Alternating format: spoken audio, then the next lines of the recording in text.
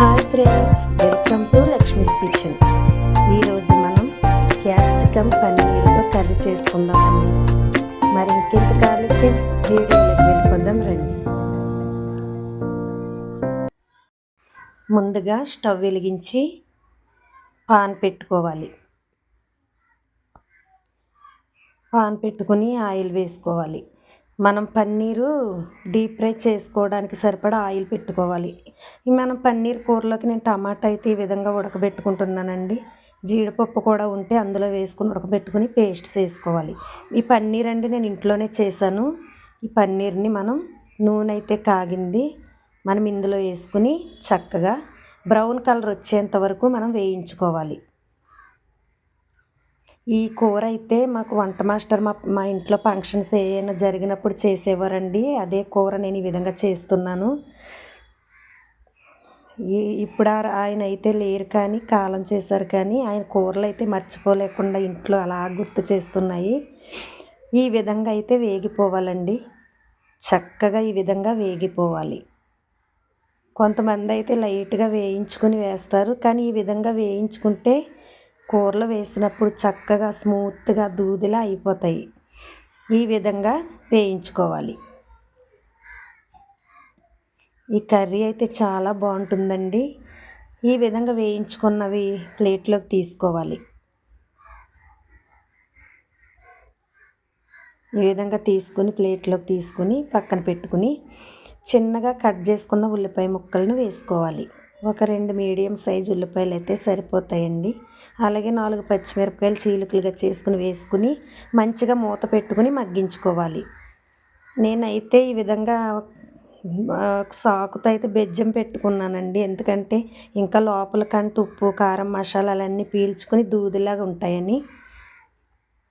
ముందుగా ఉడకబెట్టుకున్న టమాటాను నేను మిక్సీ జార్లో వేసుకుని ఈ వేగుతున్న ఉల్లిపాయ ముక్కలను కూడా వేసుకుని, అలాగే జీడిపప్పు గసగసాలు కూడా ఇదిగో పేస్ట్ కింద చేసుకున్నది కూడా వేసుకుని మిక్సీ పట్టుకుని పక్కన పెట్టుకున్నాను. ఉల్లిపాయ ముక్కలు అయితే మగ్గిపోయినాయండి. ఇప్పుడు క్యాప్సికమ్ని వేసుకోవాలి. ఈ విధంగా వేగిన తర్వాత క్యాప్సికమ్ ముక్కల్ని ఈ విధంగా కట్ చేసుకుని వేసుకోవాలి. ఈ విధంగా చక్కగా వేసుకుని మూత పెట్టుకుని మగ్గనివ్వాలి. చూద్దామండి, మంచిగా మగ్గుతున్నాయండి చక్కగా. ఈ విధంగా ఉన్నప్పుడు మనం మిక్సీ చేసుకున్నాం కదండి టమాటా జీడిపప్పు గసగసాలు, ఈ విధంగా పేస్ట్ని ఇందులో వేసుకోవాలి. వేసుకుని చక్కగా నూనెలో ఈ విధంగా మగ్గే వరకు మనం మగ్గనివ్వాలి. మిక్సీ జార్లో కొంచెం వాటర్ కూడా వేసుకుని ఈ విధంగా వేసుకున్నానండి. ఈ విధంగా వేసుకుని ఒకసారి ఈ విధంగా కదిపి ఉడకనివ్వాలి. మూత పెట్టుకుని ఉడకనివ్వాలి. చూద్దామండి. ఈ విధంగా ఉడుకుతున్నప్పుడు నేను అల్లం వెల్లుల్లి పేస్ట్ మర్చిపోయానండి. అల్లం వెల్లుల్లి పేస్ట్ వేసుకుని మరలా అది పచ్చివాసన పోయేంత వరకు ఈ విధంగా కలుపుకొని మగ్గనివ్వాలి.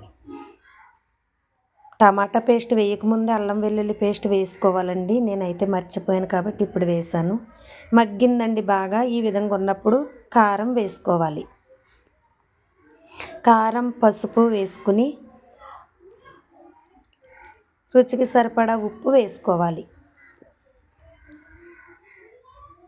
ఇప్పుడే ధనియాల పొడి కొద్దిగా, జీలకర్ర పొడి కొద్దిగా వేసుకుని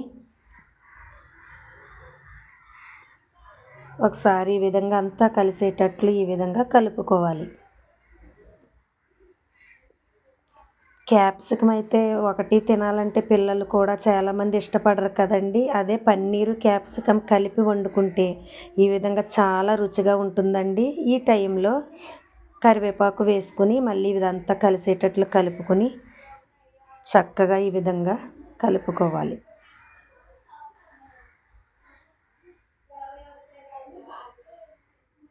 ఈ విధంగా కలుపుకున్న తర్వాత వాటర్ సరిపడా మనం వాటర్ వేసుకోవాలి. మన గ్రేవీకి సరిపడా వాటర్ అయితే ఈ విధంగా వేసుకోవాలండి.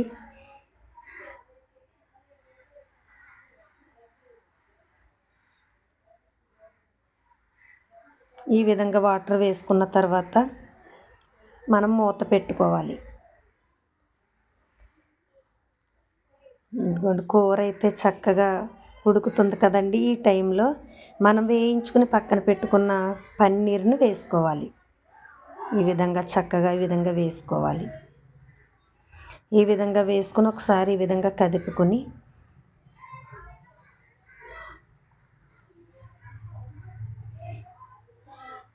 ఈ విధంగా మూత పెట్టుకుని ఉడకనివ్వాలి. చూద్దామండి, చక్కగా ఉడుకుతుంది కదండి. ఈ విధంగా ఉన్నప్పుడు 2 స్పూన్లు పెరుగుని ఈ విధంగా చక్కగా కలుపుకొని ఈ విధంగా వేసుకోవాలి. చాలా రుచిగా ఉంటుందండి, మంచి రుచినిస్తుంది. ఈ టైంలో గరం మసాలా వేసుకోవాలి.